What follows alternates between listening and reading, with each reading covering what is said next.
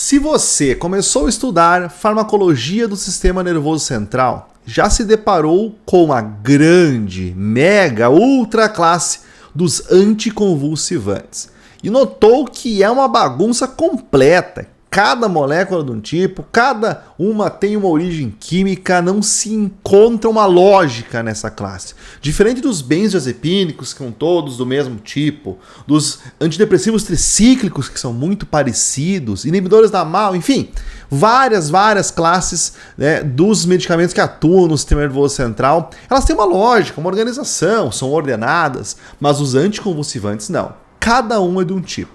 Isso é bom, isso é ruim. Isso é ruim para a organização do estudo, com certeza, e até no desenvolvimento de novas drogas se torna um pouco limitado, porque não se tem como modificar, como em outras classes, uma molécula ao ponto de ter 10, 12 derivados de uma mesma molécula.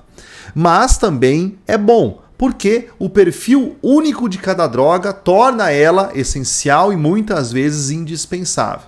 E é o caso da fenitoína, que nós vamos estudar na aula de hoje. Então, vem comigo.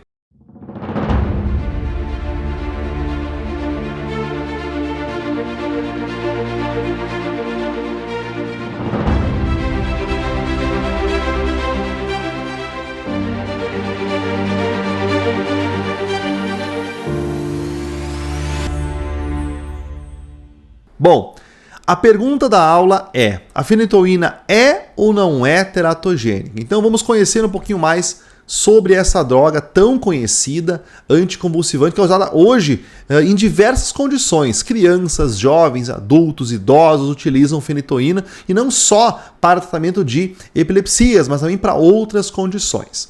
Bom, qual é o mecanismo de ação da fenitoína? Ela é uma inibidora, uma bloqueadora. Isso é importante nós ressaltarmos. O termo inibidor a gente utiliza normalmente quando se tem alguma enzima que será inibida ou estimulada. Quando se tem um canal, nós temos os bloqueadores, né, ou os ativadores, que nós podemos modificar, né, como agonista ou antagonista.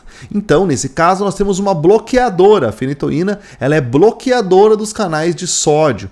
Se você não recorda, eu vou te explicar. O canal de sódio, ele é um canal muito importante para o disparo nervoso. Então, quando você tem uma despolarização de membrana neuronal para levar uma mensagem, levar a descarga elétrica até o próximo neurônio, nós temos lá no início um canal de sódio que é aberto. O neurônio, ele tem vários dendritos e também o soma neuronal, que é onde fica o núcleo, onde tudo é produzido.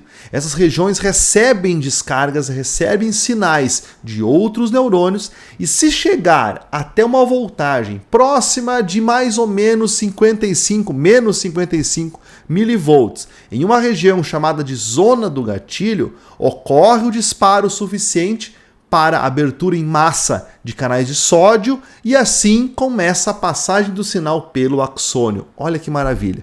Então o canal de sódio é muito importante para controlar o início de um potencial de membrana. E aí vários anticonvulsivantes atuam exatamente bloqueando esse canal. Por exemplo, temos aqui como exemplo desse fato a carbamazepina, a fenitoína, o topiramato, a lamotrigina, o valproato de sódio, a zonisamida. Alguns deles têm ainda outros mecanismos, mas aqui nós estamos falando da fenitoína, que age de maneira muito intensa no bloqueio dos canais inativados de sódio. Ele é o mais importante, né? É o mecanismo mais importante da fenitoína. Mas além disso, se acredita que o maior efeito antiepilético da fenitoína não vem só dessa capacidade de bloquear canais de sódio, não.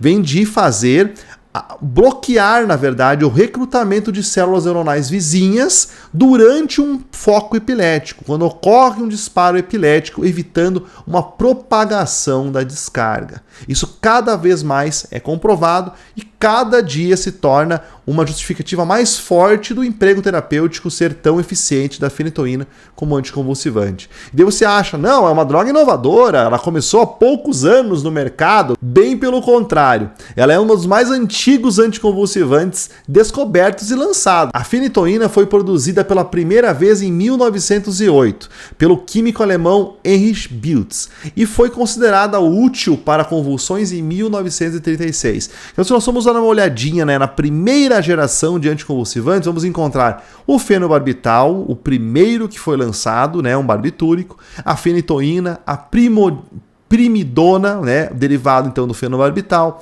a etoxisuccimida, o valproato de sódio, a carbamazepina, o próprio clonazepam como início com o surgimento então dos benzodiazepínicos e o clobazam. A partir daí, em 1990, começou a segunda geração de anticonvulsivantes, com a oxcarbamazepina, que é uma evolução da molécula da carbamazepina, a vigabatrina, a lamotrigina, o felbamato, a gabapentino, o topiramato, a tiagabina, o levetiracetam e a zonisamida. E aí chegamos então na terceira geração de anticonvulsivantes, e aí você começa a perceber que você começa a migrar para outras indicações, especialmente para tratamento, por exemplo, de dores neuropáticas, que já eram tratadas com a carbamazepina, oxcarbamazepina, topiramato, até enxaqueca já tem a indicação off-label do próprio topiramato. Então, olha só, terceira geração, temos a pregabalina, né? Temos também o perampanel, em 2012, temos a brivaracetam, que é da mesma classe do levetiracetam, e por último, nós temos em 2020 algumas drogas que nem chegaram até o mercado brasileiro, incluindo então o canabidiol, que cada vez mais começa a ser propagado o uso dele no tratamento de alguns tipos de epilepsias especiais. Muito bem, mas notem que os mais antigos ainda são os mais utilizados, e a fenitoína está dentre esses fármacos. Um dos problemas, então, que o uso de fenitoína pode trazer para paciente, com certeza, é o potencial teratogênico. Então, sim, a fenitoína é um medicamento teratogênico. A teratogenicidade ela é representada pelo efeito causado por um agente teratógeno. O teratógeno é qualquer agente, incluindo fatores até ambientais, que causam um anormal desenvolvimento do período pré-natal. Em termo mais preciso, são agentes que causam malformações congênitas. E no caso da fenitoína, nós temos ela como uma causadora de problemas muito além do que pelo mecanismo de ação.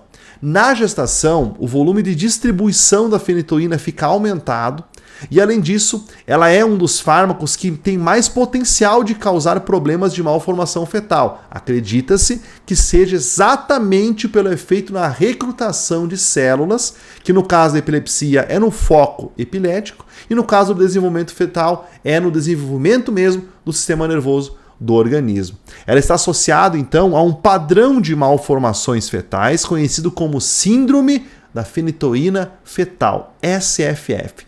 Essa síndrome ela tem como características dismorfias faciais principalmente, não desconsiderando outras malformações, mas são as principais, como por exemplo hipertelolismo, microoftalmia, pregas epicânticas e principalmente pitose palpebral, além da fenda palatina e alteração do palato mole. E outros dois dos seguintes achados também são muito comuns na malformação causada pela fenitoína: restrição de crescimento pré e pós-natal e atraso mental. Mas em que fase da gestação é mais perigoso? Existe um momento que ela pode causar mais risco, que ela apresenta mais risco em gerar malformação fetal? Acredita-se que seja no primeiro trimestre, que nós mostramos então o período embrionário que vai até a 8ª semana, e aqui nós temos o 4º mês, né? 4, 5, 6, 7, 8, 9 meses.